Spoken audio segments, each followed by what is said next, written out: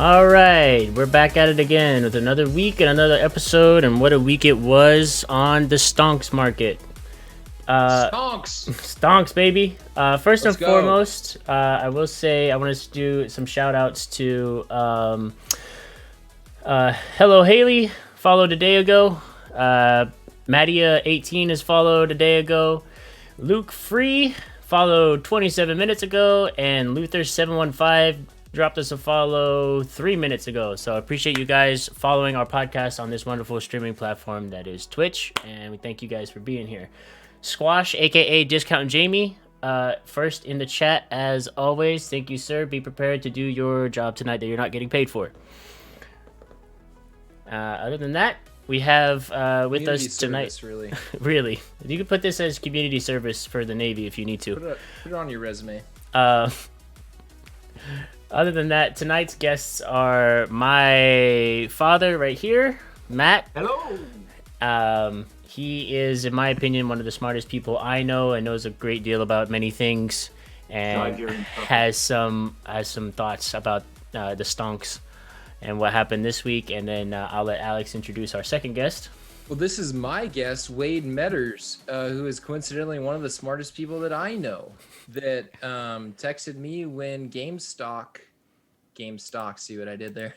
GameStop was about $36 a share. And as you all know, it's up to about $300+ a share now. So figured what better person in the world who got me in on not the ground level, we talked about that, but pretty darn close to the very early beginnings.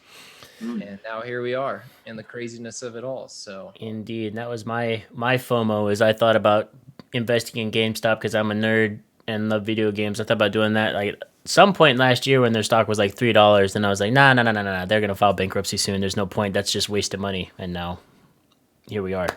now look at you big dummy. I know it. Just kidding, Missed out on a fat payday. Shit. If you had gotten in at $3 a share, you would be looking at a pretty fat payday. Yeah, I know. I would have. If I got in at $3 a share back like last summer when they were that cheap, I would have bought probably at it. 10. Let's face it, 10. Me? Nah, at $3 a share, I would have bought like. You would have only been able to afford 10. Okay, maybe last summer I would have only been able to afford 10. I'm in a position now where I can afford more than that. But at $3 a share, right. at $3 a share, I would have flirted with financial ruin. But hindsight's 2020, and we didn't make it that go around. So we'll see what happens. Right. But I really want to make a shirt that just says Stonks and then What in the World podcast. Yeah, hey, we get there. Hey, man, I'm telling you right now, just do it and put it out there. You will sell a bunch of them. Yeah. Well, Yeah. for all you listeners out there, stay That's your tuned. way to financial independence right there, Alex. So this podcast hitting it big. Fingers full time. crossed. Hey, someone made a fortune selling a smiley face on a T-shirt, for fuck's sake. That's true. 1 second, guys. He was on Forrest No Gump, kidding. right? Not that one. Now you got a shout out on Forrest Gump. That was Forrest Gump, that's for sure. Also, hello to Poison Fantasy and Gale Force as always. Yep. Thank you for being here. We love you guys. We are turning up. Well, Ben's turning Yeah, up the I got audio it. for the guests as we speak. Hopefully that should be good. I'll keep an ear on it. Yeah, somebody's gonna have to let us know if the guests are still low. Yep, But I did my best. I've got them turned up as loud as I can get them turned up on my mixer here. So, but yeah. So, well, I would start with Dad. What are your thoughts so far on the craziness that had happened this past week and watching it unfold? And we'll just start with that. And we're definitely gonna have to take turns, because if there's one thing I learned from the Spike podcast is when we have people zooming in, I don't want to talk over people. So maybe we start with Matt and let's just go from there. What are my thoughts? FOMO, damn it, I missed out. I didn't get in on it. Number two, I don't mind sticking it to the man. the hedge funds, the big banks, they manipulate the markets. The Fed is manipulating the gold and silver market as we speak. You know, it's about us retail investors, us small guys, getting one back. They prey on us, they use us, they chew us up, they spit us out, they take our money, they don't care we go bankrupt. But when they hurt, they want to cry on national television and tell everyone how bad we are. That Like, shit was so funny. screw you. Screw you. Do I think the SEC needs to step in and regulate? If they do need to regulate, they need to regulate the big hedge funds. I mean, how you can short a company more shares than they actually had in their float, that's beyond me. All right. That should not be allowed. But overall, my thing is it's a free market. We beat them at their own game. Well, those of you that invested did. I didn't, unfortunately. But, you know, we beat them at their own game. And stiff shit. Suck it up, Buttercup. Life's short. You lost. Too bad. That's my condensed view. Beautiful. Beautiful. All right. Good podcast, guys. We'll see you next week. Deuces. Nah, all right. Wade, go ahead. What are your thoughts on everything? Because I know, well, you can get into it, but let's hear what you got to say. It's been a crazy week. Obviously, I am one of those people that did get in on it. Although I have to say, Matt, I have a little bit of FOMO myself because I wish I'd put in more. Right. No, it's been a crazy week. I agree with everything you said. You know, the fact of the matter is, we're looking at there's a lot of people advocating for a redistribution of wealth. This is the kind of redistribution of wealth that I support. The everyman making a savvy play based on a stock that was undervalued. You know, I got in a little over 30 a share, you know, with a hope that it would be, you know, 60, 90, something like that by the end of the year. There are people that called this kind of blow up. I'm not that smart. I just saw something that I thought was a good value. But yeah, it's been wild. Anybody who doesn't think the game is rigged, you know, I think we've seen the answer to that play out on a very broad public scale this week.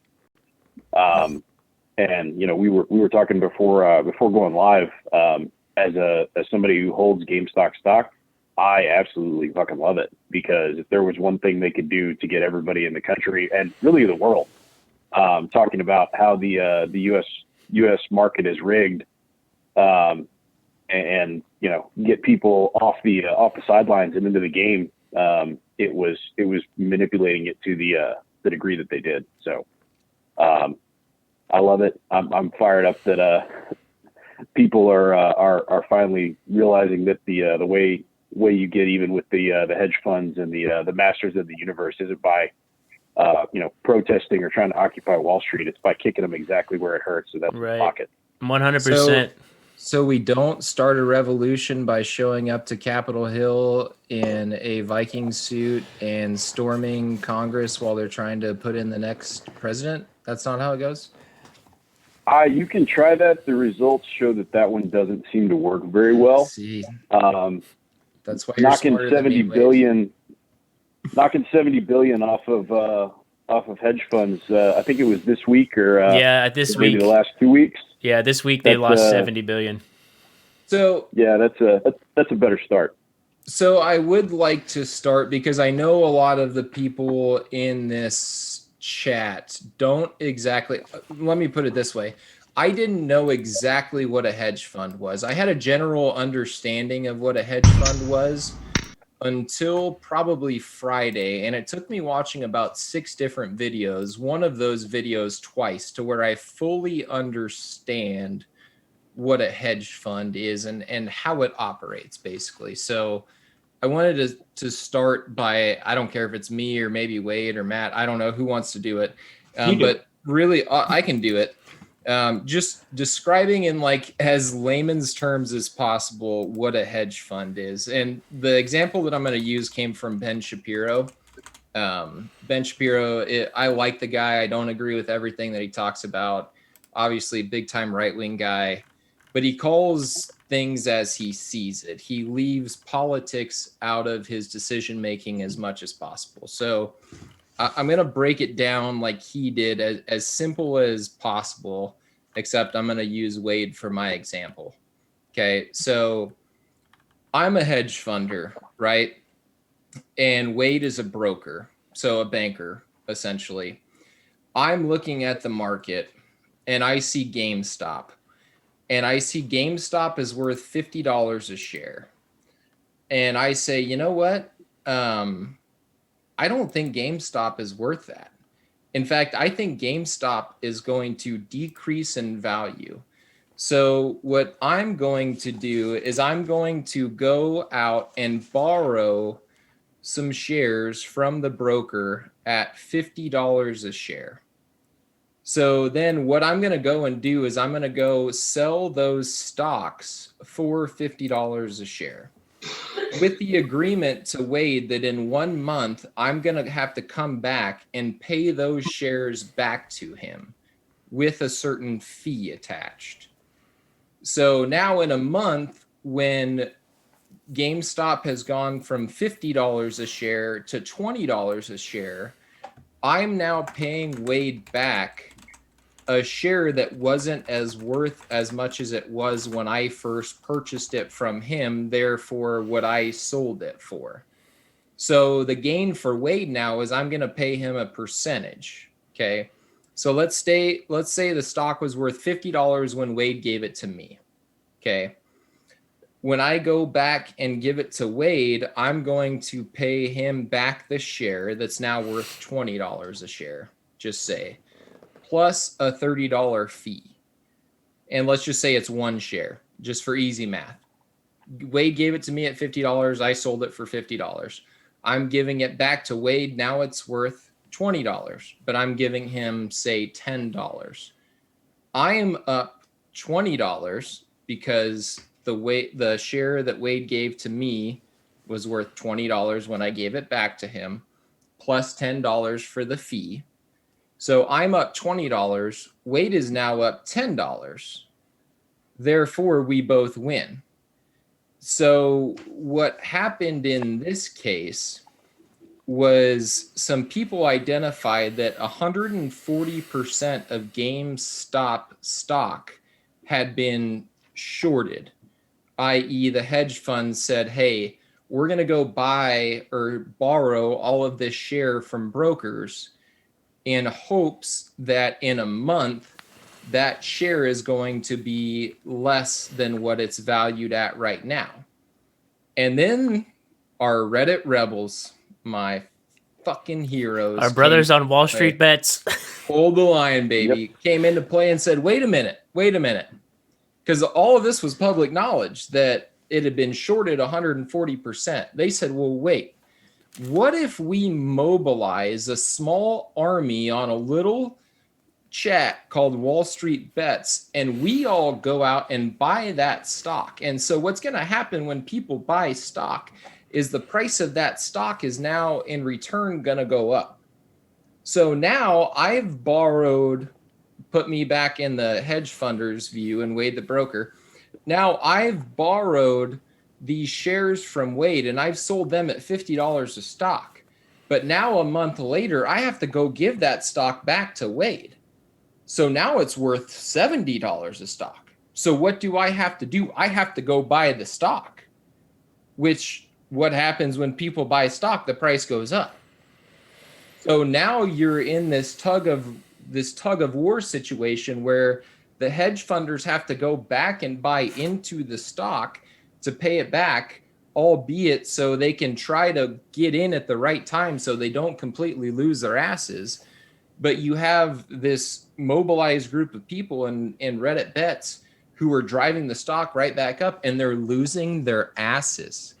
I think it was Matt said earlier when their billionaires are crying on TV. It was literally hilarious. Tears. They are shedding tears on TV, alligator tears, may I add, because nobody feels sorry for you. You've been doing this shit from the very beginning, and now you're finally getting the sharp end of the sword, and you want the rest of the world to feel bad for you. Kiss off, if I may put it very frank. I'm trying not to swear as much on this podcast. I'll swear. Fuck them. Yeah, fuck them indeed. Fuck them and fuck them hard. If I would probably cry if I lost $70 billion in a week. So No, I am for going to sure. go ahead and empathize with that. One thing I wanted to clarify: so shorts don't expire. Actually, puts expire. Puts are option calls. Shorts don't expire. There's an interest percentage that they pay, and that interest percentage is determined by the brokers. So the situation we're in is because the stock is skyrocketing. That interest percentage just keeps going up and up. And so really that combined with the fact that they do inevitably, have to cover some of those shorts is how you lose $70 billion in 1 week. Yeah, I think, Wade, that if I remember correctly off what I read, the interest that they're paying on their short position to begin with is an average of 23%, and it goes up from there. That sounds about right. Obviously it fluctuates based on the delta, but that sounds about right. Yeah, Ouch. these guys could be paying 32% interest on their short position. Ouch. I had a really funny video that I wanted to show everybody. Sorry, Ben, I didn't mean to cut you off. No, you're good. Just for comparison view, the average home loan right now is probably around a percentage of 3 to 6%, depending on what your credit rate is. And these guys are going to be looking at a 20 on the low end, 30% interest rate on their initial investment, which is going to cost them. They're probably paying $32 100 in interest on their short position right now. That's and they 100. can't close it. Wade's right. They can't close that out. Everyone says, "Oh, they've got it covered," but again, Melvin Capital. Understand this with GameStop, Melvin Capital had shorted that stock. And when it started to climb, when the Reddit forum, Wall Street Bets, and they all got involved in it, and people like Wade got involved in it, and it started to climb, these guys borrowed $2.75 billion from two other hedge funds. Now, they borrowed that supposedly to cover their shorts. You know what they did?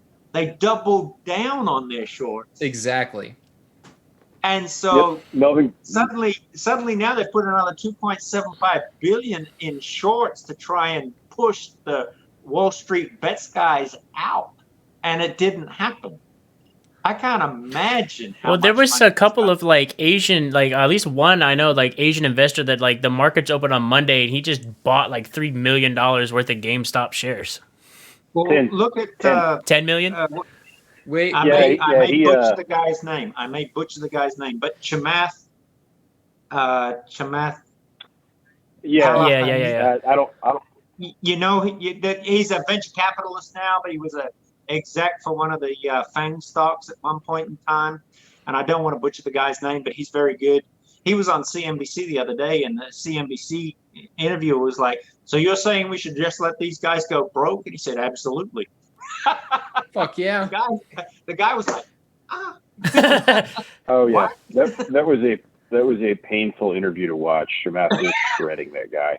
Yeah, the first 8 seconds is the best when he said, "Yeah, absolutely." That's what I'm saying. It's wild. Wade sent me the screenshot of that Japanese billionaire. I want you to tell the story, Wade, because you told it to me firsthand from the very start, from when he tweeted and said he was going to put $1 million into GameStop. Yeah, well, that's what happened. He follows the Wall Street Bets forum. He's he's Chinese, not Japanese, but he is a 30-year-old tech billionaire from China. Obviously, I don't know if he's a Redditor, or at least he follows it, but tweeted that he was putting $1 million in and going to try to rally some support in Asia. Got such a positive response from that, I guess, that he decided $1 million wasn't quite enough, so he upped it to 10. So he's putting 10 million in. market cap for GameStop is pretty big at this point. 10 million is probably not going to move the needle too much, but one guy putting in 10 million along with everything else coming out there, I sure as hell doesn't hurt my feelings. Yeah, no, not at all. I shared a meme of that, like, there's a meme of the farmer like holding his pitchfork, like standing out, and it's like sunset, and the guy's looking over his shoulder, and he said, I just spent my last $2 on GameStop stock. It ain't much, but it's an honest living. Hashtag hold the line. I'm like, I don't give a shit what it is right now. Just those guys in Wall Street, dude. That's been the craziest part about all of this to me. I mean, a short squeeze, which is what it's called when there's a massive short position and people buy up the stock to drive the price up. It's called a short squeeze. This isn't unique. I'm sure a lot of people, especially if they've been following, are familiar with the '08 Volkswagen squeeze, which resulted in a brief period of time with Volkswagen being the most valuable company in the world. Obviously, they're not there now, but still doing relatively well. But the craziest thing to me about all this is exactly what Alex said. There are people who have had no interest in the stock market at all, and they're throwing in $100 on GameStop stock or partial GameStop stock just to stick the middle finger to Wall Street. A super divisive election that we just went through, and now all of a sudden Donald Trump Jr. and AOC are on the same page, and they're on the same page saying fuck Wall Street. So there you go, folks. GameStop unified the country. Yeah, not Joe Biden. GameStop of all things. I had a really funny video I wanted to show you guys, and I was just trying to pull it up, but apparently TikTok removed it from the guy's page because it was shitting on Congress, but whatever. I have another one which basically sums up the last week of what happened, and it's pretty good. So I'm gonna pull it over here. All you care about is money. Actual Twitch. This town deserves a better class of criminal. And I'm gonna give it to him. Oh no, what? Twitch Live? Yeah, Twitch Tell your Live. men they work for me now. This is my city. It's the scene from Batman where the Joker is burning. Why don't we cut you up into little pieces pile and of feed you to money, your pooches? and that gangster is like, And then we'll see "What are you how doing?" loyal a hungry and dog Joker's really putting a knife in his is. face and he's Not just about burning it. money. It's about sending a message. Everything burns. You can visualize it in.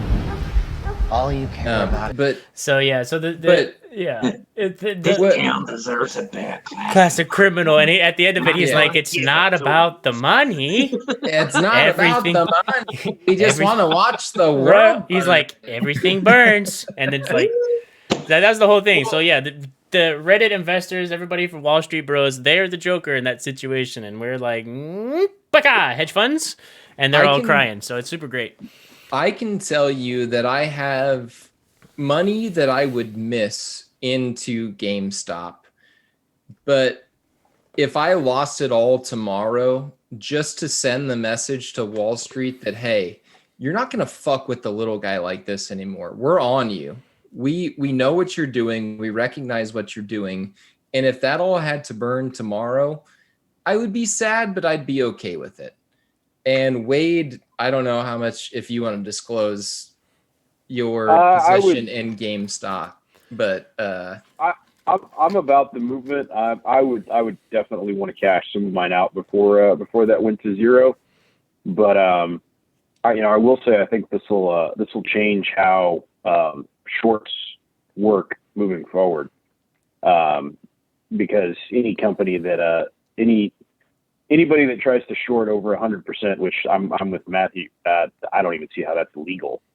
But you're asking for trouble. I think the term that was coined was vigilantism when it comes to shorts. Yeah, well, I think what we're going to see out of this, no matter what, is the fact that the little guy came to the playground where the big boys have been playing and played them at their own game and hurt them in their pocketbook. It's going to force I think it's going to force regulation to come as a whole. I don't think it's just. And what would suck is if it just comes regulating the retail investors and allows big hedge funds to continue doing what they're doing. But with the amount of eyeballs that are on this now, I think it's just going to be a blanket legislation that's going to come down and try and regulate how hedge funds and retail investors operate in regards to shorts and stuff like this. So we might not see something like this crazy happen again. But that's my take on it. If they were to just regulate the little guys, I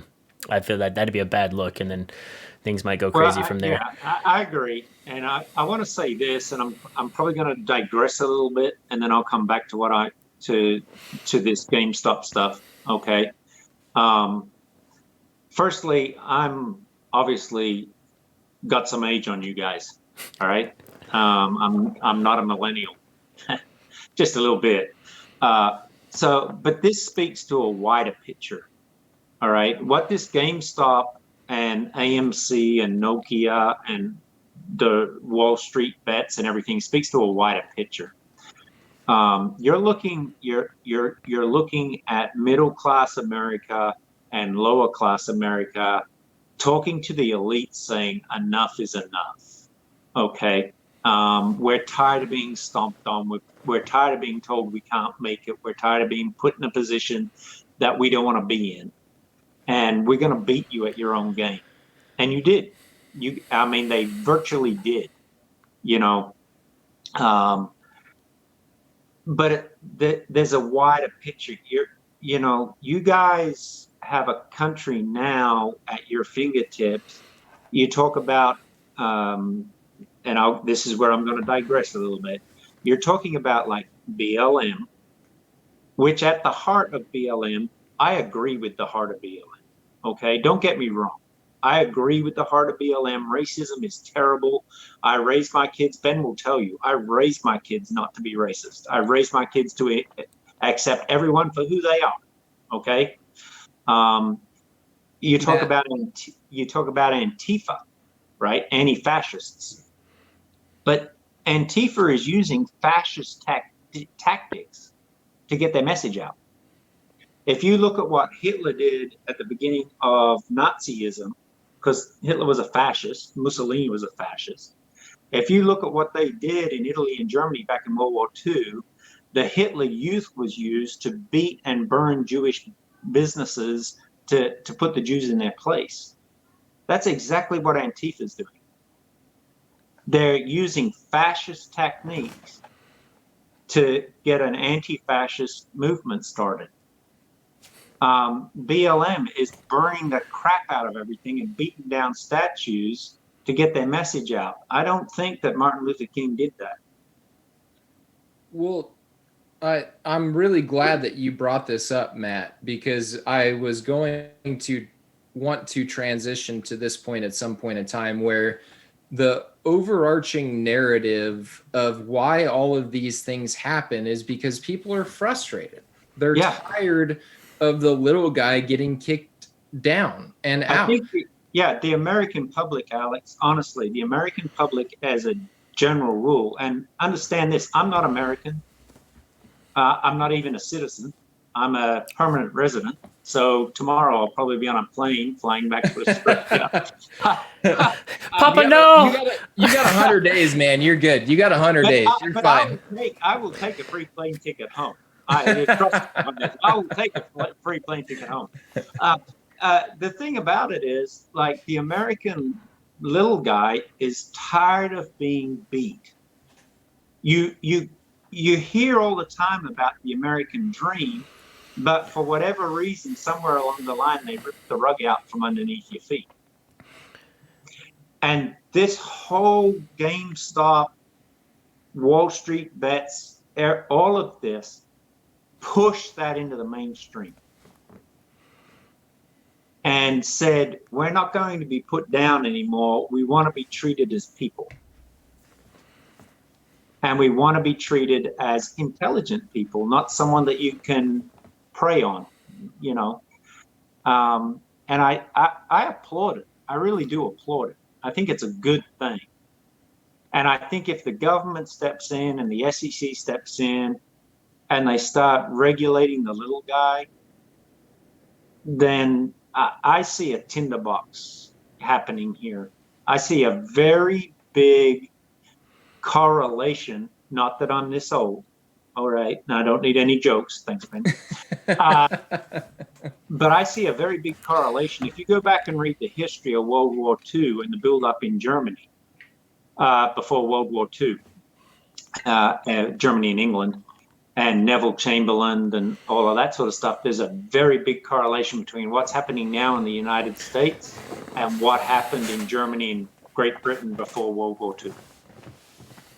Well, I said it on the podcast with Spike, right? It's the same narrative that Donald Trump ran on and got elected as the president of this country. We're going to drain the swamp. We're tired of the big government. We're tired of Big Brother, quote unquote, if you will, regulating and winning. We're tired of the little guy getting kicked. And then he got in, and yeah, he did some good things, he did some bad things, but we're still playing in the same game where it's the mouse chasing the cheese. Right. And the mouse gets the cheese and they say, good job, you got the cheese. Now go back while we collect our billions of dollars in Wall Street and manipulate the market. And the second that the little guy starts to manipulate the market, whoa, Robin Hood, hey, halt that trading. We're blatantly manipulating the market in plain sight. And it's insane to me that we continue to run this same race as the mice that we are chasing the cheese. And eventually the mice don't get together and say, you know what, fuck this, dude. I'm tired of cheese. There's steak over there and they're smoking cigars and drinking bourbon. Like, that looks pretty good. Why don't we get together and say, fuck this cheese. We're done with this. Right. You know what I mean? Like it's, and I always go back to it, third party candidate, but I actually heard on Fox News for the first time this week, the man who predicted that this would happen, that social media would begin to manipulate the Wall Street market, said that he sees for the first time ever, if not a possibility, if not a damn outright chance for a third party to rise up and actually take advantage of this situation where we all feel frustrated. We might be able to have an actual chance. Well, and if you, because I know most Americans don't, and I know I paint with a broad brush, but most Americans don't listen to outside news. But if you'll get out and listen to news in Britain and Australia and other countries, they're all predicting. All of those guys are predicting the rise of a third party in the U.S. Well, and I think what you were saying a second ago, where if they just regulate the little guys, that starts that, and the tinderbox will come on. I think that's what I was kind of getting at earlier, is that if they do just put regulations and legislation out that limit the little guys' involvement, Wall Street Bets is just the beginning, and I think it'll spark maybe not an outright civil war, but it will spark a large class warfare. And that's what you've got. Go ahead, Wade. Sorry. Well, no, I was just going to say, Matt, you talked earlier about Tremath in the interview on CNBC. He's running for governor of California. I didn't know that. That was announced. So that was announced earlier this, I think earlier this week or late last week. But and I say that meaning, I think it was sometime around January 24th, 25th. The other day. Now, based on his actions in the past, I think he would have come out the way that he did anyway. But we're talking about a very, very savvy and intelligent person. I think he realizes that this is his chance. You want to make a name for yourself. You want to go get the governor's mansion in California. Call bullshit on Wall Street manipulating the market and fucking the little guy. Right. Because, who doesn't want to vote for the guy who is fighting, actually actively campaigning for the little guy in a public forum against Wall Street? Wait. Go Go ahead. Tell me a little bit about what the little guy is doing for their local communities with the profits that they've already gotten from their GameStop stock. Tell me a little bit about that, because you sent me those articles and I want to give you the chance to explain it. I did. They did not hold the line. They did cash some of it out. But when they did, you see these people giving back to their communities. I sent Alex a screenshot that was posted in the Wall Street Bets forum. Was teachers, because Melvin Capital and the other two hedge funds, Citadel and Point 92 or whatever it was, a lot of those have pensions for teachers, firefighters, that kind of thing. And so, unfortunately, for those people who are blue collar Americans and who've worked their whole lives, their pension is with the hedge fund who made a sucker's bet or what is shown to be a sucker's bet. And so those people are losing their pensions. Well, Wall Street Bets is like, hey, our fight is against Wall Street. It's not you guys. If you lost your pension, let us know, because we're making a bunch of money off of this. We're going to help you. One just here in Dallas sold some of his and went to GameStop, bought a couple hundred Nintendo Switches, and took them all to St. Jude's. So that's, the whole point is it's a community, and they're taking care of the community. There's a thread about make sure that when those of you that do make a bunch of money off of this, make sure you are doing something for the people. There are instances where folks have sold their GameStop and have gone into GameStop and given all the employees working $100. Just, hey, we're supporting the company. We want to support you guys, because, just because the shareholders are making a bunch of money doesn't mean that translates to the employees. So they're trying to help everybody. And I don't want to dominate this conversation, but there is also another guy who went and bought $1,000 worth of coffee and donuts. Yeah, I was just going to mention that. Went to his local hospital. So all the first responders, all the frontline workers, he said, hey, coffee and donuts on me. And don't have a donut and a cup of coffee. Have 8 donuts if you want. We got plenty here. It's the people who care about giving back to their local communities, and not as a tax write-off, not as something that's like, oh, that's nice on paper as a press report. It's really me going back and donating back to the people who are hurting right now. The little guy like me that was getting screwed for so long. And let's give this back to our community. Yeah, and I think that's super great about the whole thing is that, yeah, they wanted to stick it to Wall Street, but they didn't forget about everybody else that's around them that needs help too. But I think that's class warfare in the United States at its best. You would never see one of these hedge fund billionaire guys go and give Nintendo Switches or anything to St. Jude's if he wasn't getting a tax write-off. Right. Whereas the regular Joe is like, I don't care if I get it back on taxes or not. And it's really become, this whole thing really has become a rally cry around class warfare.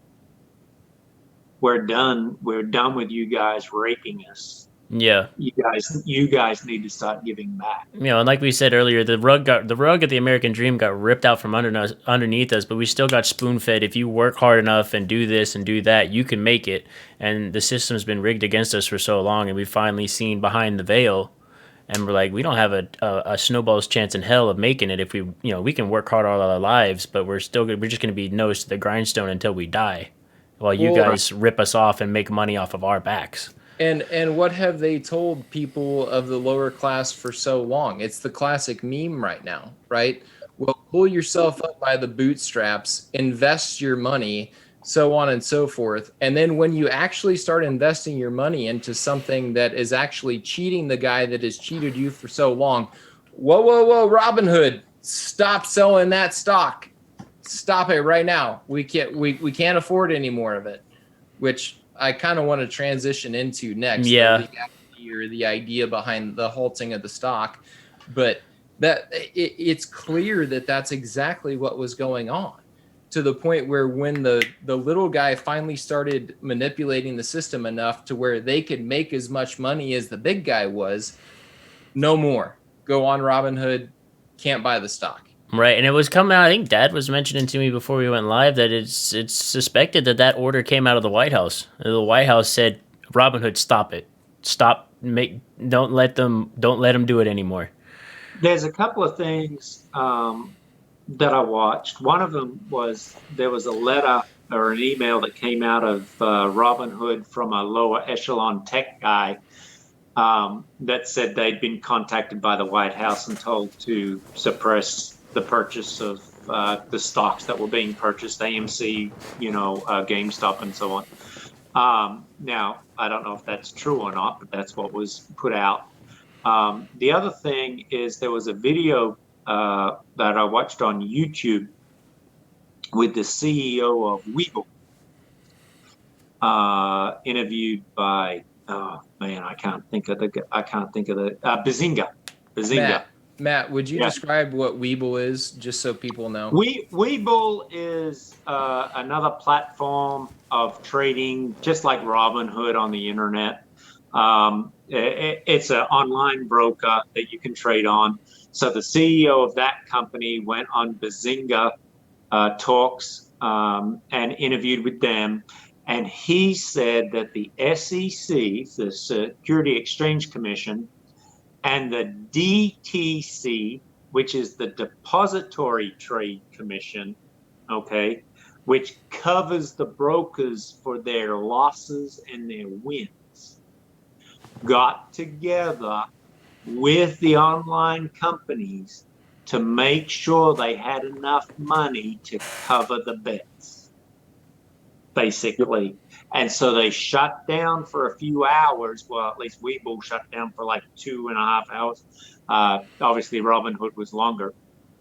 But they shut down to make sure that they had enough money to cover what was out in the marketplace. Because and we have to understand this too, if a retail investor makes a bet and doesn't have the money to cover it, and the brokerage firm allows it, the brokerage firm's on the hook. So they've got to have the money to cover it up. Yep. And so a little bit of clarification there, and Matt, you are correct on definitely. I've heard the call from the White House thing may have just been a hoax, but who knows there. So what Matt is talking about is something called margin trading, and so a lot of these apps and brokerages will allow you to borrow money equivalent to the current amount of your holdings and trade on that. And you end up in a scenario where Robinhood, which apparently was having some liquidity issues of their own, was potentially on the hook if the stock tanked tremendously, and then you have a bunch of people who owe money that they don't have. Right. So the margin trading and them shutting that down, I understand, because Robinhood doesn't do a credit check. You don't have to provide any kind of income verification to do margin trading, which personally, I feel like that's like handing an 18-year-old a credit card with a $30,000 limit, and they're making $15 an hour. But they don't do any of that, and so I completely understand the shutdown on the margin trading because they were covering their own ass, and they may have been trying to cover the asses of people who could end up in debt. But the one that irks me is the cash accounts were suspended as well. I do not trade on margin. I don't borrow money against my shares. I trade my own money because then my downside is limited. I can only lose what I've put in. In that situation, there's no risk for the brokers because they take your money to buy the stock, You give them that money and they buy the stock. That's how it works. So, Right. So to break it down in layman's terms, again, I know that we've all done a lot of research on this and we all understand it, but to the chat, I just want to try to break it down in as much layman's terms as possible. It'd be like if I went to the store and I had $100 in my pocket, right? But say I wasn't getting another $100 until next week for whatever reason. And somehow the store knew that. And I went to buy my groceries at the end of the day and I had $90. And it'd be like the store saying, or $90 worth of product rather. The store saying, well, wait a minute, Alex, you're going to have to spend $5 on gas and you're going to have to spend $5 on other expenses. And you're going to have to buy this, that, and the other. So we're only going to allow you to buy $80 worth of groceries, i.e. you would say, wait a minute, buddy. My money is not any of your business. I came here with my money to purchase your product. Therefore, you give me the product that I'm purchasing. That's how grocery stores work, right? Robinhood, on the other end, said, wait a minute, we want to protect our investors because we don't want them to get in over their heads and purchase more and lose their asses. But that's not how it works, Robinhood. Again, if you're trading on margins, i.e. taking out a loan against the stock, however you want to call it, that would be one thing. But I came here with my money to purchase a said product that your services provide. Therefore, I'm here to purchase that product. And Robinhood stepped in and said, for one day, not only can't you buy any of this, but on Friday, they said, we're not going to sell you more than one share. We're going to limit it to one share because we're looking out for the investor. We want to make sure they don't lose their ass. Which when you listen to the interview that the CEO of Robinhood did, it was terrible. He couldn't explain crap. But when you listen to the interview that the Weeble guy did on Bazinga, it made a lot more sense. And he was very open and honest. He shut it down for 2 and a bit hours because he was in a meeting with the DTC and the SEC about whether he could cover the margins calls or not. That made sense. But after 2.5 hours, they opened back up. I get that. Well, Robinhood's got no excuse. Robinhood literally tried to manipulate the little guy out of the market. Which is what, real fast, because I don't want to ignore chat, because we kind of have been for a little bit here. This Luther mentioned something that he said it was sad because Robinhood markets to the average Joe, and then they just turned around and fucked them for like a whole day, which is essentially true in what they did. And I do see all you guys' messages, but we're into it. I'm not ignoring you. I see you. Well, and Luke, free to just touch on the Black Lives Matter movement. Luke, if you listen to our podcast since the very beginning, we've talked about over and over again. We agree with the sentiment that Black Lives Matters. Absolutely. We don't agree with the organization that's a Marxist movement. Just to be clear there, because Black lives do matter. Absolutely. And I hope I didn't offend anyone saying that. No. You said it perfect, Matt. And it's the same thing that we've said on this podcast time and time again. Even in the idea that Black lives are being persecuted, I wouldn't step up and say, well, wait a minute, all lives matter. Michael Che has a really great stand-up comedy special about somebody showing up to a Twin Towers movement and being like, well, the Twin Towers matter. Well, what about all towers matter? It's like, well, that's not why we're here. Like, we're here to commemorate the Twin Towers. And I don't want my life that's not being persecuted at the current time to be wrapped up into Black lives that may or may not, in certain cases, very certainly are being compromised, i.e. Black Lives Matter, absolutely Marxist ideas. Yeah, I'm not real cool the slogan itself is fine. The original founders are Marxist, and we don't support that. But yeah, we can move on now. Moving forward, back to the topic at hand and Robinhood and how they just fucked everyone. I have people that I work with, a guy that I work with who he does his investing. He's new into the stock market stuff. But he does his investing through Robinhood and was trying to get in to see, if he could get in on AMC and some of the other ones. And, it told him, no, the only thing you can do now is sell to try and get those shares back into the market to drive the price down so the hedge funds didn't lose their ass, but nobody sold.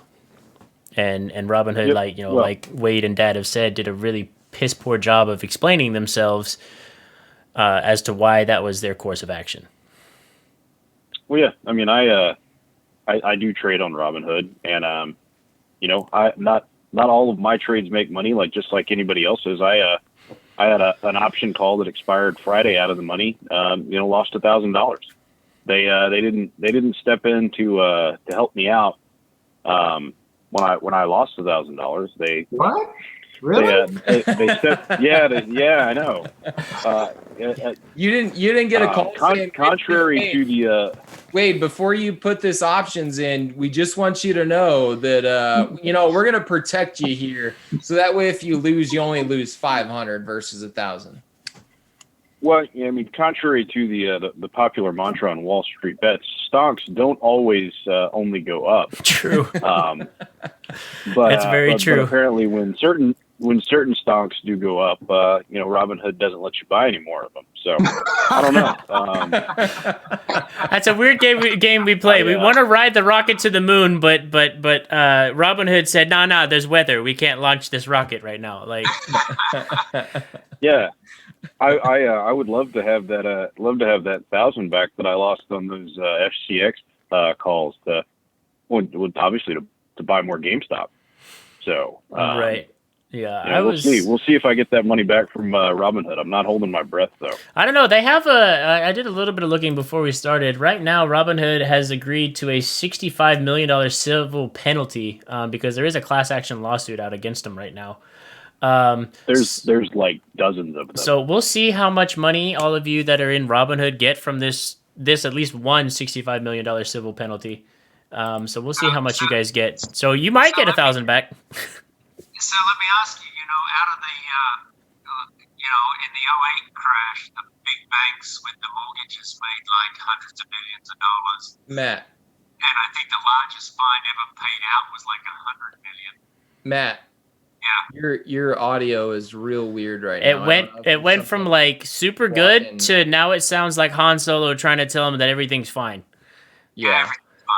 Everything's fine. I don't know. I'm on a Galaxy phone. Hashtag iPhone. Anyway, you can keep talking. Sorry, I just wanted to give you the chance to correct it if you could. No, the thing is that like the big banks screwed everyone in the mortgage crisis of '08. They made hundreds of billions of dollars. I think the largest fine was $100 million, and no one went to jail. One person went to jail. I think there was.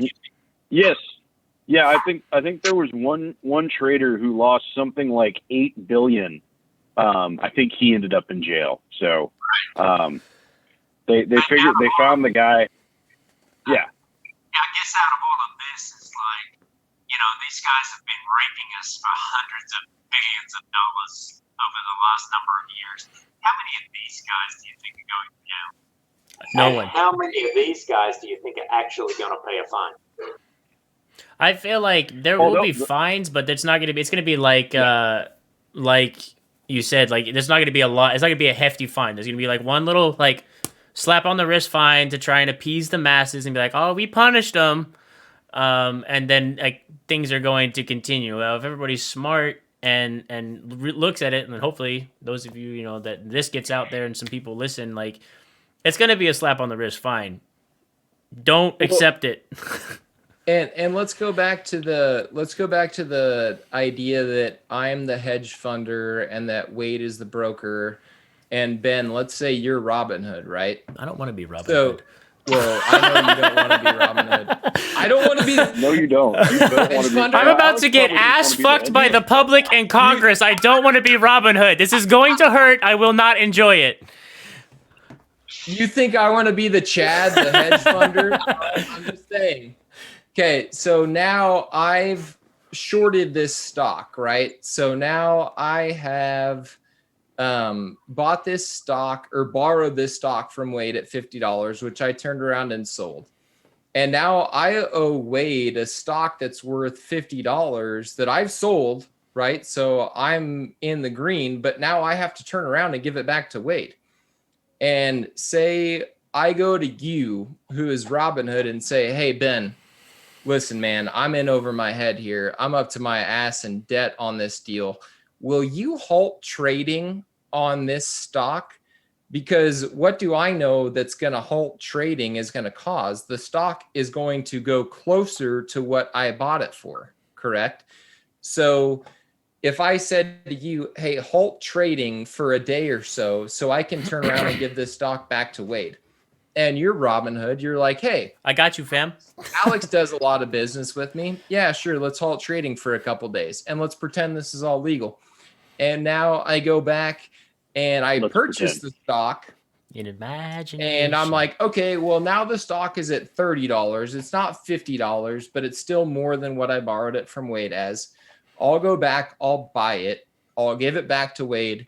Hey, Ben, I kind of lost my ass on this deal, but you can open up trading again. Perfect. Hunky dory. Great. Now we fucked the little guy. Congress is going to come knocking on my door. The IRS is going to come knock, the SEC, everybody else is going to come knocking on my door and say, hey, Alex, that's called inside trading. And that's called market manipulation. And you can't do that, man. So now you're under arrest for these crimes because you've manipulated the market and you've inside traded. And yeah, you're going to have to come to court. But that's not happening. Not at least for the hedge funds. I've seen, and I don't know, hopefully this is, I'm not off base, but I've seen that Robinhood is like under investigation by Congress and everybody else because it was blatant market manipulation. So they have talked about opening it up, but Robinhood, and I mean, I'm not defending Robinhood. They cost me a lot of money with what they did. So the other thing here, and it's something that we haven't addressed. So Citadel, one of the hedge funds that that lent money to Melvin Capital, the same man that owns Citadel also owns another separate organization, also called Citadel, and that's who does 60% of Robinhood's trades. So officially there is what's called a Chinese wall, a firewall between those two organizations. But, maybe it's the skeptic in me, but you got one guy who's got a hedge fund that's losing its ass because of what's happening on Robinhood. And then he owns the company that does 60% of Robinhood's business. I feel like that guy should probably have to answer some questions from Congress as well. Because that looks a little shady to me. Wow, wait, it's interesting. Robinhood, if you go and look at their financials, they make no money from the retail trader. That's correct. That's correct. We are their product. Where do they make their money? If they're not making it from the guys that trade, the retail traders, where are they making their money? My guess would be that Citadel Securities Company that's doing 60% of their business. Right. I'll take from Wall Street. I mean, what is Wall Street for 1,000? Right. They're making their money from the hedge funds. They're getting a commission to run their business through these guys. And that's where they're making their money because they're not charging any commission on the retail trader. Hey, Wade, what was the position that Robinhood was looking for as of Friday morning? They had a new job post. They did. You actually called that one out for me. They were looking for an experienced litigator with experience specifically in dealing with congressional investigations and SEC investigations. And I saw something. I am sure that was just a coincidence. Minimum of 8 years experience. Minimum. And I've seen something. I saw something recently too that said they've bolstered their legal team with like 6 new lawyers in that kind of like realm of of dealings because they're about to Gives me get out where screwed. Trump's legal team went then. Yeah, Rudy Giuliani is not with Trump anymore. He's on Robinhood. God, I hope so. I hope so. Yep. I hope that dude is leaking dye down his face as he's trying to explain to the American public that just got fucked on this trading situation. He's like, well, listen, everything, this is all legal. This is all legal. It's all fine. We're going to be fine. Wall Street's going to be fine. And we'll see you next Monday. You know, and what's wild too is that, you know, after Robinhood had halted trading, obviously everybody that was on there went and just destroyed them in the reviews on the Google Play Store and everything. Literally brought them down to like a 1-star review. And then all of a sudden, all of those reviews went bye-bye. Google deleted 100,000 negative reviews on Robinhood and brought the app's rating back up because they were standing to lose their business, which then means Citadel was going to lose a lot of money when people stopped using Robinhood. And not only that, Google decided to enter into the censorship realm. Facebook entered into the censorship realm. Twitter entered into the censorship realm, and they shut down any talk on stock trades. Well, and see, this is what we've talked about last week, the week before, and the week before that with the fucking Capitol Hill thing. Alex and I have talked about this. Big tech needs to fucking pull their head out of their ass and say we are this is what you can and cannot talk about on our platform, or we are a platform for free speech. And right now it's looking that they're just going to become a censorship organization where if you don't say something that they don't agree with or that they don't like, sorry, your post is deleted or you're even banned from using this platform. Matt, I would first like to say that we may like to hire you as a transition guy because your transitions have been fantastic. But I literally had this written down because this is something that I wanted to talk about as well. Reddit banned at one point in time Wall Street bets for quote unquote hate speech. It only lasted for a couple hours. What was the other part of that, Alex? Because you texted me. It was hate speech and something else. No, the other part was Facebook banned Robinhood Investors Group, which was about 125,000 people that were literally in a group on Facebook called Robinhood Investors. They banned that group for, I believe it was 48 to 72 hours for quote unquote adult sexual exploitation. I'm not making it up. I'm not making it up. You can Google search it right now, or I should say DuckDuckGo. But yeah, so the guy reached out to Facebook right away. The creator, the guy's name is lost on me right now. I apologize if he ever somehow listens to this. But he basically reached out to Facebook right away and said, we're a group of investors.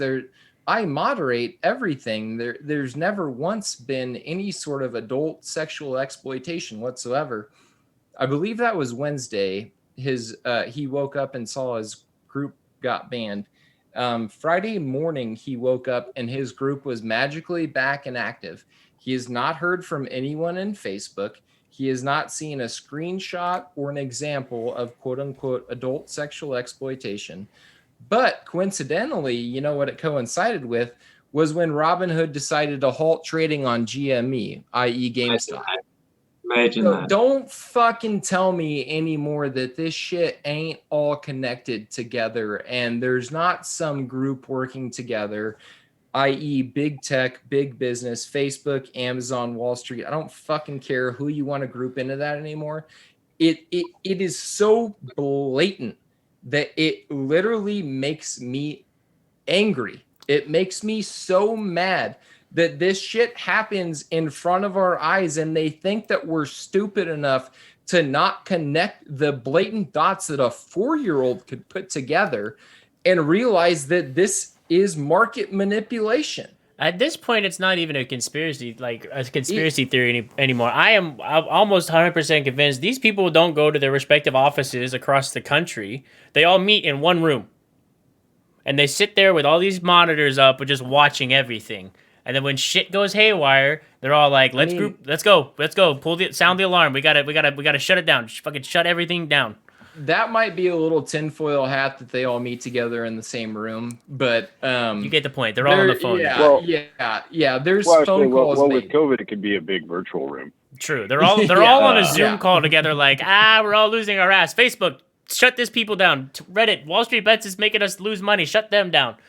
Twitter, ban Trump for no reason. Like, What you think the 1% is trying to keep you in your place? no, You guys are crazy. Well, Come on. that's not Come the on, American crazy. dream. Well, No, you're crazy. that in my opinion is the point, and this is actually something that Alex and I discussed over text earlier this week. Part of the reason this movement has been unifying, I feel like, is because it's kind of let everybody realize that we're in the same fight, and by we I mean the regular Americans. Yes. And then honestly, at this point, Wall Street Bets is international. We've got support from all over the world. Europe and Asia both on Wall Street Bets. Like, let's get it.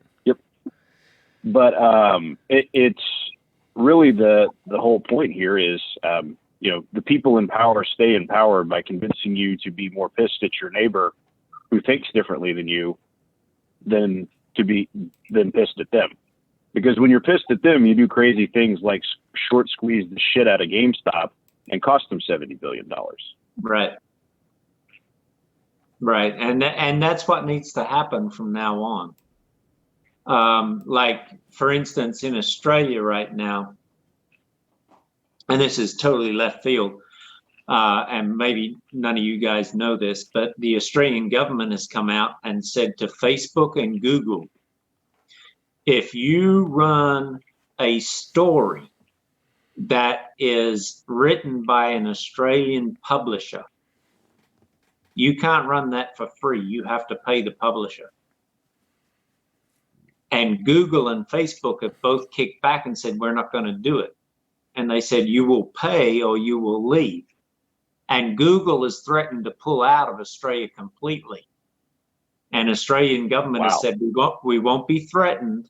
There's Microsoft Bing, there's other search engines. We don't need Google. Well, that's. But if you're gonna run Australian news from an Australian news organization, you're gonna pay the Australian news organization for using their stuff. Well, that's going to be crazy because if Google pulls out of Australia, and this is just like the nerdy video game side of me, there's plenty of content creators in Australia that publish on YouTube and use Google like extensively. That's gonna hurt them a lot. But I mean, in the end, at least some government is standing up to big tech saying do what's right. And I think that's the thing. It is, for me, it's the government standing up going, no, you're not pushing us around anymore. I don't care who you are. And that's what has to happen here. And I think that's what happened here in the last week and a half or 2 weeks. You're not pushing us around anymore. Well, and it's good to see because it's not. It's taken the partisanship out of it. It's not nobody cares whether or not you're a Republican or a Democrat or a third party at this point. Everyone's come together and been like, let's fuck the big guy. Well, and it's like you and I talked prior to going live, Ben, with Wade. Like AOC and Ted Cruz Don Jr. both came out and said, and Donnie Jr. wrong. This is wrong. When there's a week where AOC, Ted Cruz, Ben Shapiro, Mark Cuban, Elon Musk all come out and they all say, hey, look, we know what's going on here and this is fucked up. When they all agree, that, all right, this is fucked up. Like, this is not cool what's going on here with a blatant market manipulation. And when all of those people can come together and put their partisan issues aside, whoever thought GameStop would be the thing to unite our country, but God bless it. Let's go. I mean, it's been uniting the gaming community for years in our hatred of how they ran their business. So now it's just bled out to everyone else. Hey man, you're talking about my profit now. Let's not be taking shots at GameStop's profit. No, and I'm encouraged by by how it's united, and I mean, those are a lot of big names. I'm call me a little bit of a skeptic that anything will be done about it, but we'll see. I'm anything that can get all those people talking about the same thing, at least is newsworthy. I will say this, and Ben, you've talked about it a little bit. If they try to keep screwing over the retail investors, we saw a record voter turnout in this most recent political election. I would challenge the members of Congress who aren't doing anything about this or who say they're going to, and if they don't, maybe you'll end up with another record turnout the next election, and you'll be replaced by people who will do something about it. And I Third hope party, baby, Spike Cohen, let's go. I hope that this doesn't become just like a quick blip on the radar, or a blip in time where everybody was unified for just a second and then went back to how things were. I hope that everybody kind of takes this minute and really looks at it and goes, wow, we rallied together around this one thing. Maybe we can do that about other stuff.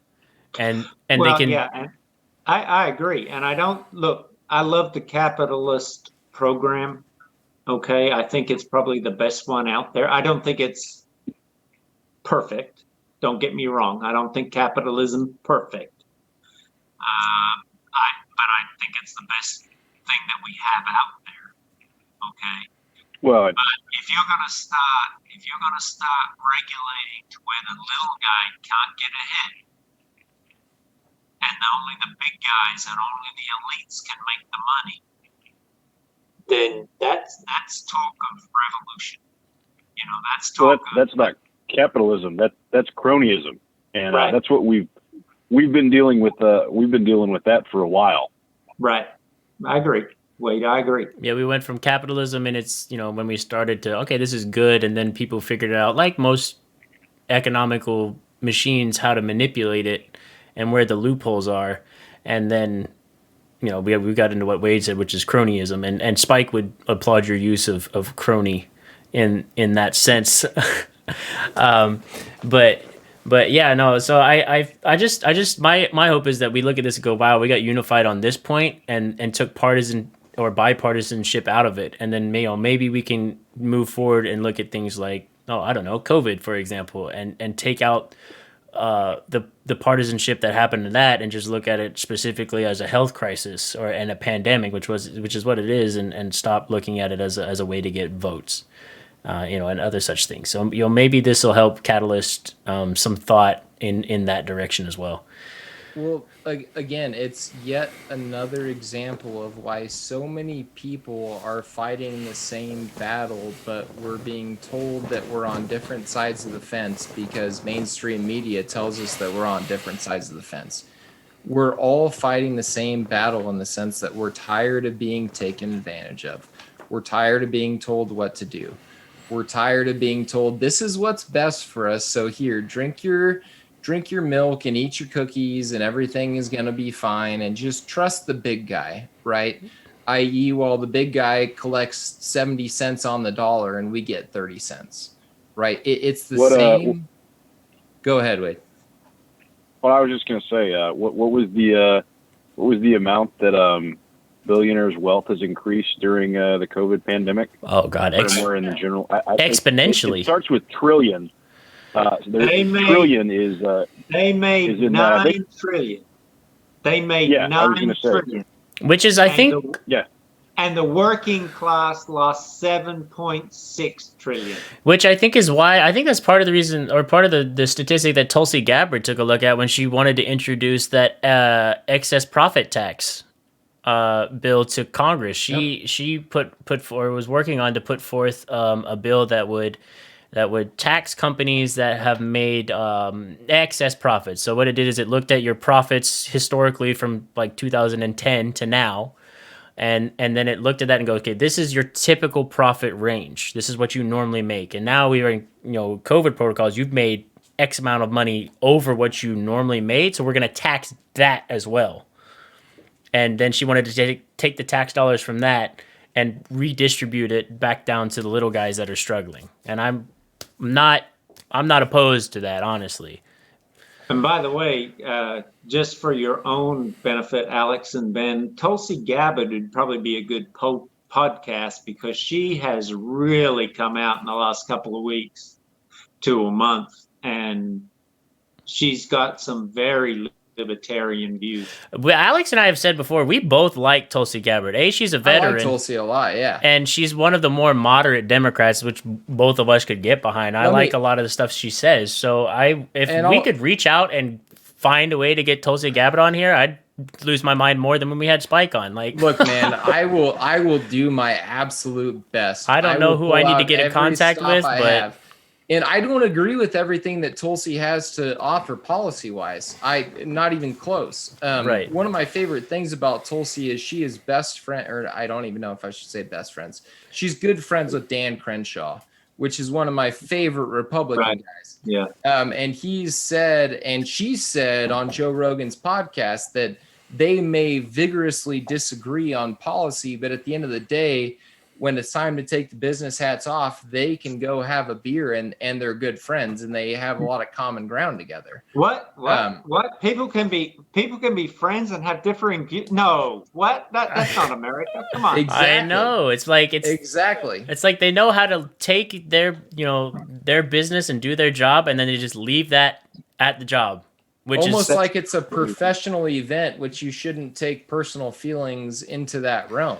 Right? No, like that's weird how that should work. Yeah, I'll work on Tulsi Gabbard. We'll get her. I need to figure out who I need to talk to in her sphere to see if she'd grace our humble. I'll call Joe Rogan and see if I can get her. Yeah, he's got contacts. That's right. Yeah. Your buddy Joe. That's our next one. We'll just call Joe and be like, hey, we're huge fanboys. Since we're here, also, could we either come on yours or you come on ours? And also, while we're here, Tulsi Gabbard, you got some pull there. I don't see any scenario that doesn't work out perfectly for you guys. Should be fine. Should be fine. It'll be okay. Should be fine. We just have to lead with we interviewed Spike. We interviewed Spike Cohen. That's cool, right? Like, that's our one nugget. That's our one like thing we have. That's our intro. You guys aren't going to tout that you had me and Matt as guests on? Yeah, I'm a little offended by that. We also had the two smartest people we know. That's next week when we tout you guys. Right. We've had so many guests. We've had the best guests. Trust me, all our guests are great. All our friends tell us our guests are the best guests. We had an Australian, we had a Texan, we had Spike Cohen. I mean, at this point in time, we're as legit as we're international at this point. Like, yeah. Squash says discount Jamie is on, by the way. This has been the best trade deal in the history of trade deals. Dude, I am the president. Okay. It's great. Everything is fine. But yeah, I don't know. We'll see. I'm interested to see how the rest of this plays out and what this week brings. If anybody is on Wall Street Bets with enough Reddit karma to post on there, I need you guys to get them on Nokia. That'd be the next good Sundial. one. Or Sundial. One of those two. Really just drive that one up. Crank Sundial. They got no debt. They're good. True. They just announced that they're debt free. This is by no means financial advice, everyone. But no. Oh yeah. I should have. I should have clarified at the beginning. I make no claims to be a market expert or financial advisor.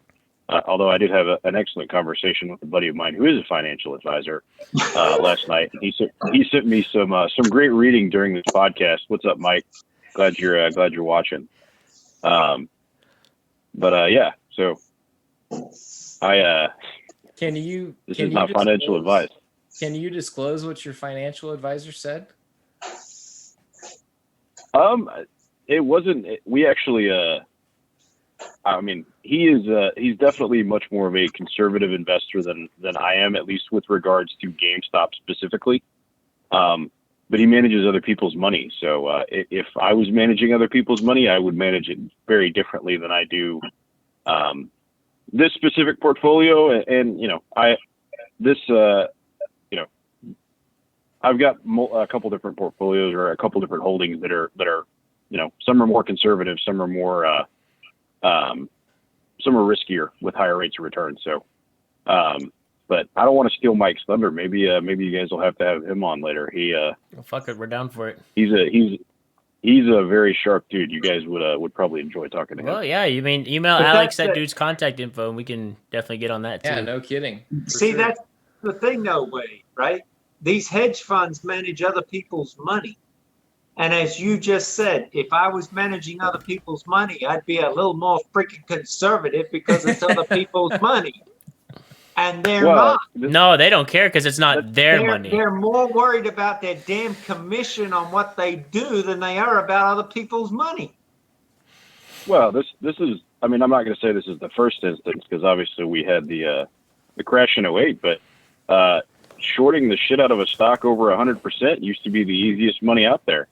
Right. The only problem is when you get called out and get short squeezed. Yeah, when you get caught with your pants down. Yeah, and so anyway.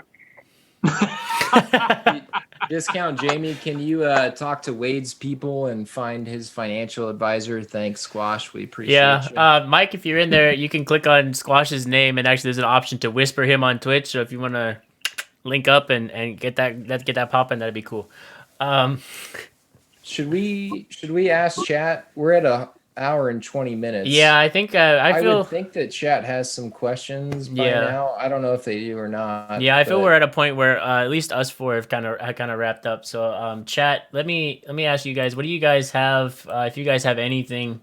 And while we're waiting for chat, I just want to ask our two guests, what do you think legality wise comes out of this? Do you think Robinhood's terms and conditions will cover them? Do you think that they are in for any sort of class action lawsuits? I guess we'll start with Wade.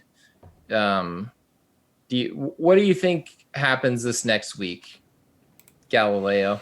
I mean, I'm not a lawyer, so I'm hesitant to make any kind of legal predictions. And to be honest, I haven't gone through their T's and C's as closely as I would in other circumstances. But class action lawsuits are never good for business.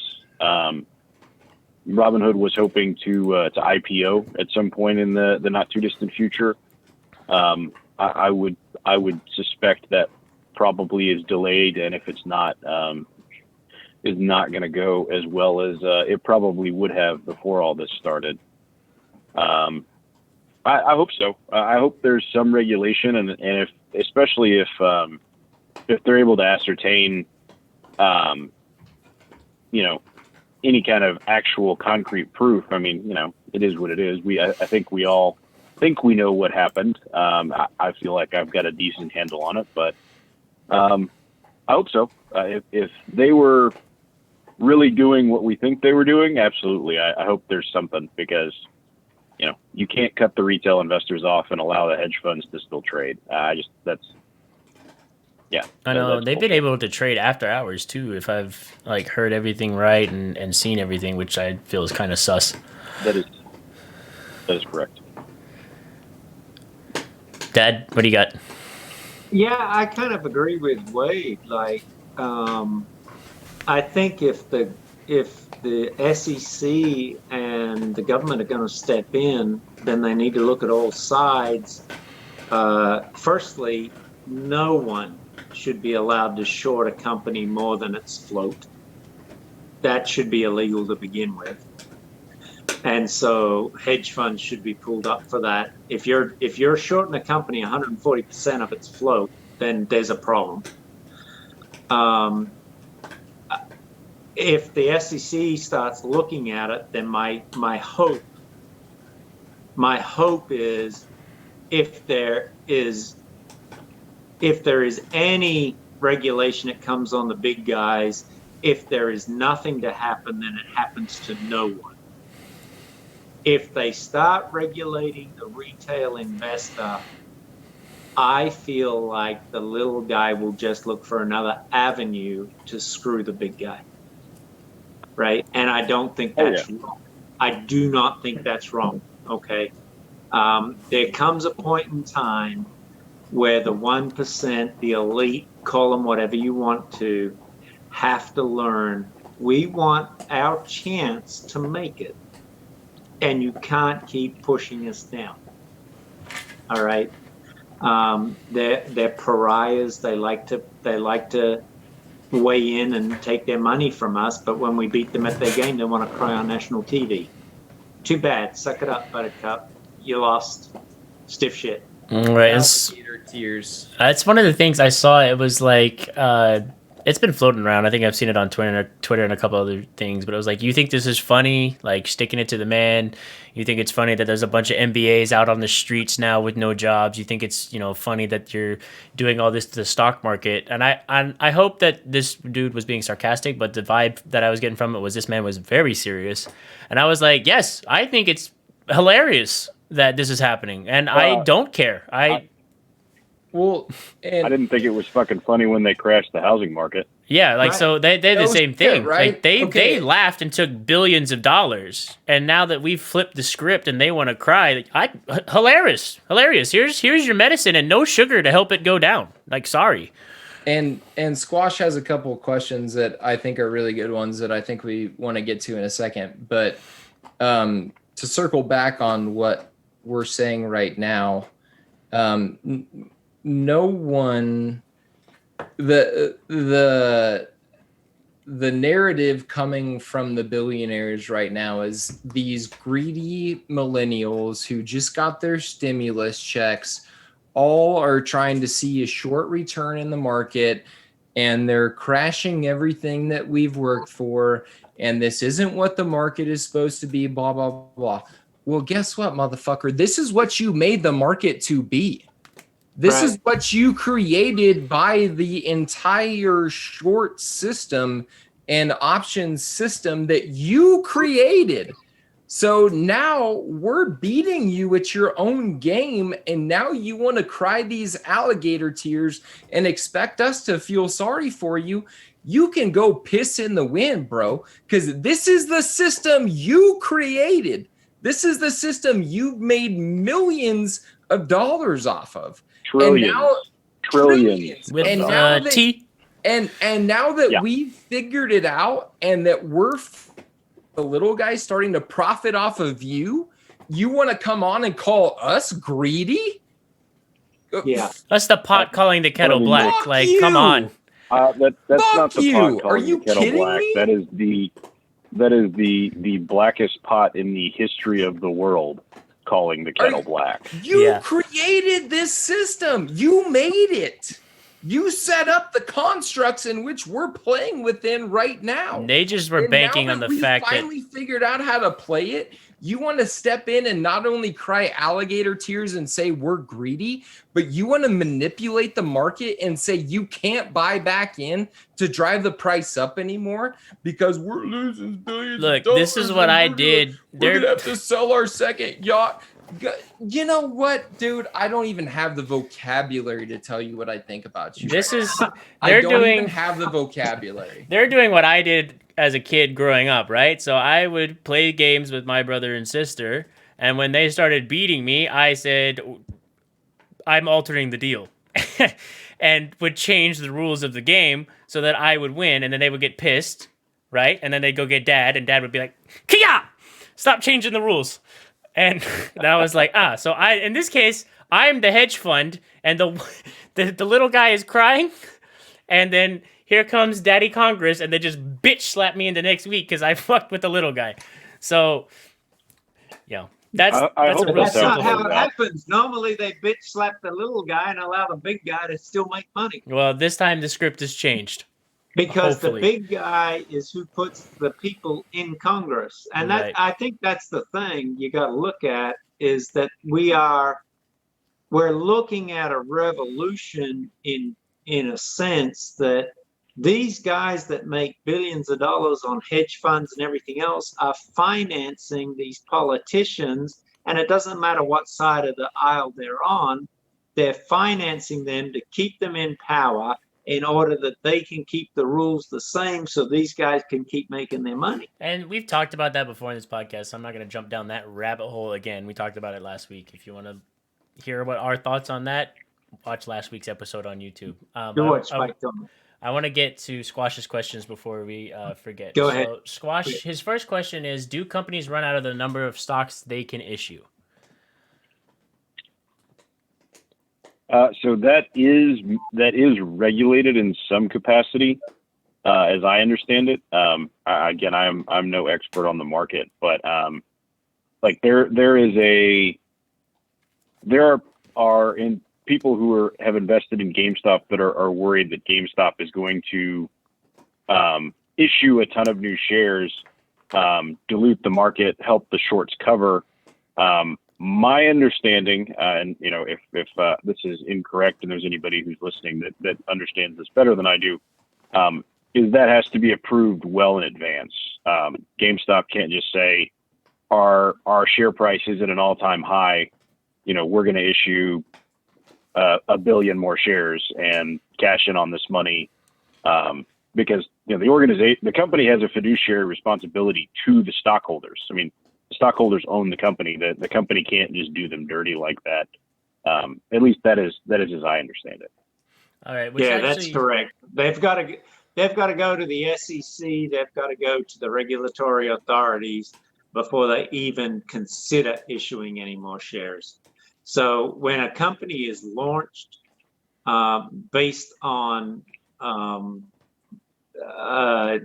funds on hand and a bunch of other stuff, they get told how many shares they can issue. All right. And so based on what goes on in the marketplace after that, they get told if they can issue more shares or not. So that actually leads into Squash's second question pretty well. And it says, he asked, how has GameStop not run out of stock to sell at this point? Well, they have. There's a finite number of shares. That's how the short position got oversubscribed. It was 140% subscribed at one point because the shorts had shorted 140% of the available share, or the shares in existence. So yeah, there is a finite number of shares. They have run out. And as long as that's why the mantra on Wall Street Bets is hold the line, because as long as Wall Street Bets and there are large hedge funds on the GameStop side as well, that hold a large portion of those shares. As long as they do not sell, well then yeah, that's how you end up with a short squeeze,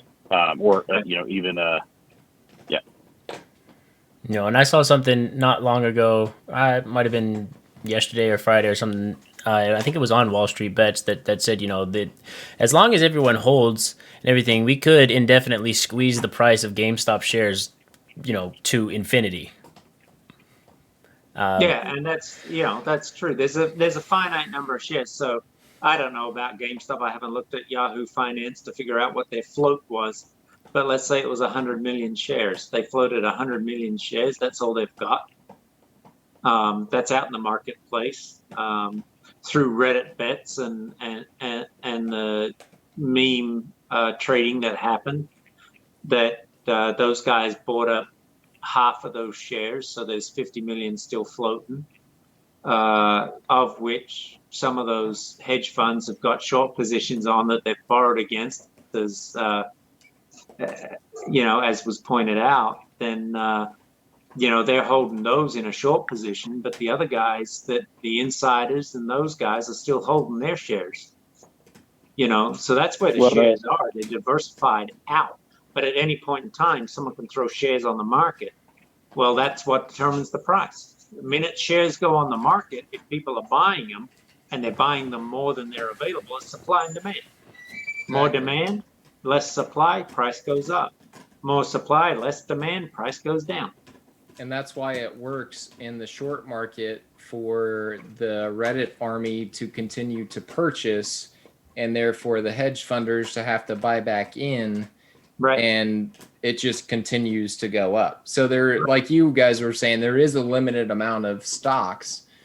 Whether or not GameStop would ever sell out of stocks, I don't think that that's an actual thing that would ever happen. But the closer we get to that number, the closer we're going to get to where we all want to be to say F you to the hedge funders and have the price be where we want to be as the guys that got in early. So, and their fiscal year just ended, so the insiders, the people who own stock that are GameStop employees, they are locked up until earnings are released for the year. I believe that's a couple weeks, maybe a month. Right. So that lockup actually starts tomorrow. Gotcha. All right. Chat, if you guys have anything else for us, I'll give you guys a couple seconds to get your fingers typing.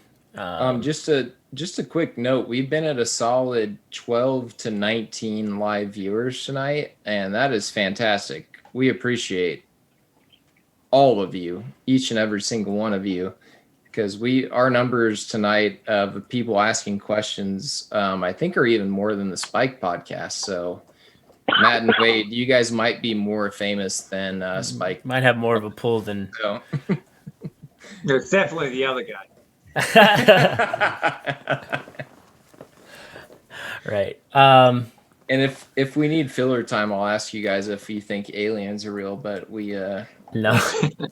I think let's not get down that rabbit hole. We'll be here another half an hour. Yeah, we're already at what, an hour and 30? An hour and 35. So yeah, an hour and 35. Chat, if you guys don't have anything else for us, thank you, chat, for being here and engaging with us. We do appreciate it. Appreciate you guys coming out every week. Dad and Wade, thank you guys for taking the time to come on our podcast and talk about Stonks and what you guys think is happening with the markets and giving your advice and insight. Appreciate that as well. But yeah, if you guys don't have anything else, we'll be back here again next week. Maybe Tulsi Gabbard, maybe not. Discount Jamie did hit us with a link to request Tulsi Gabbard, so fuck it, we'll fill it out and see what happens. I do just want to say real quick, Wade, Matt, thank you guys so much for being here. It really means a lot, because when I woke up, what was that, Thursday morning, and Robinhood had halted trading, I was so angry at the world. I was pissed for everybody that was in Robinhood, and I don't even use Robinhood. I was like, wow. I was like, holy market manipulation. So I don't know if I had already said join this. The revolution, Ben. Just don't do it on Robinhood. Use Fidelity. Right. Well, I'm on TD. They're long game stocks. Oh yeah, we got TD. Yeah, I got TD Ameritrade. So. Unless you get paid for it. Hashtag ad TD Ameritrade, sponsor us. Yeah, I don't know if I'd already said it or not, but when Wade got in early, he had texted me and had let me know. So I had bought some stocks, and so I had been watching it unfold. We'd both had, and I text Wade probably more than my girlfriend, quite honestly, about Kristen, going on. Yeah, sorry, but she does live with you. Yeah, exactly. And when I woke up that Thursday morning and they had halted trade, I had finally found out enough about how this shit works to know that them halting trade was just such a blatant market manipulation. Reagan, you have to pause that. I'm sorry.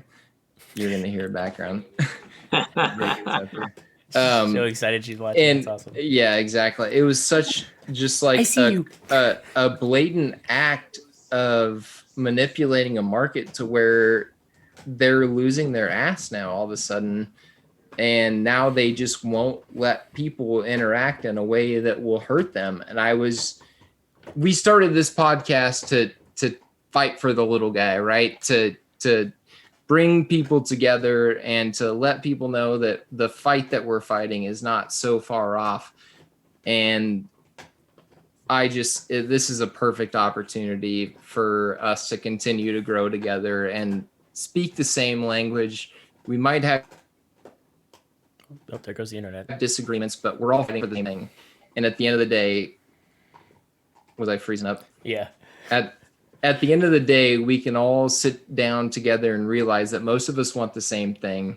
We're all fighting the same fight, and we can all fuck the big guy and contribute to the little guy in our own different ways. Yeah, so, that's it, man. Better stop, dude. Google's trying to shut you down.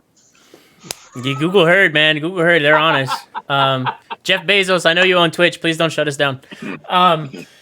But yeah, like the main heart, and we say this almost every episode. The main heart of this is to be just another essentially, I guess, like a third party media outlet for people to get their information from as an unbiased source as possible. Yes, Alex and I have our tendencies of political leaning, but we try and keep it as middle ground as possible.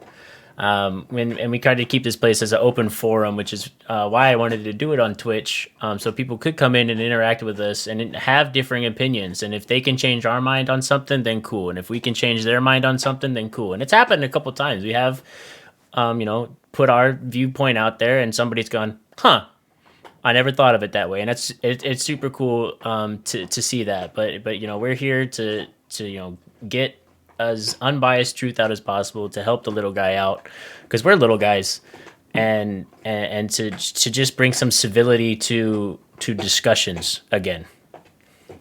So Maybe anything that the guests want to close with, Ben? yeah, you guys have Wrap any it up with? closing thoughts, remarks? Start with your dad, because I started with Wade last All time. right. So Dad, anything you want to say in closing? In closing, Wade, good luck, bro. Glad you made some money. Glad you screwed the big guy. Hey, it's been a pleasure. Other than that, think, people. Look and research and really think about what you decide to do. Because sometimes the choices you make come back to bite you on the ass. That's all I got. Amen. Well said. And thank you guys for having me on. Matt, I appreciate the well wishes. Let's send this thing to the fucking moon. I would very much enjoy that. Alex would too. So no, well, I say in all seriousness, I'm serious about that too. But no, I'm hopeful that the unity that this movement has brought, I really hope that we're able to keep that and continue. Yeah. Ultimately, our friends and neighbors are on the same side, and that's what I hope sticks from this movement. Whether whether we end up making a killing on it or not. That's what I want to get out of this. So that's really my message is, you're just because people don't think like you or vote like you doesn't mean that they're not on your side, because we're all on the same side. Yep, you got it. Yeah, that's all I had. It's been great. Thank you for everybody that tuned in. Yep. And that's why we had both of you on today, because whether or not, like you said, Wade, whether or not people make a bunch of money off the GameStop or they lose it or whatever, hopefully at the end of this, we can all realize that we're all fighting the same fight. We all want the same thing. And we all want people to be better than they were yesterday, right? That's right. We all want each other to succeed. So, for sure. All right. Well, with that, we'll end it there.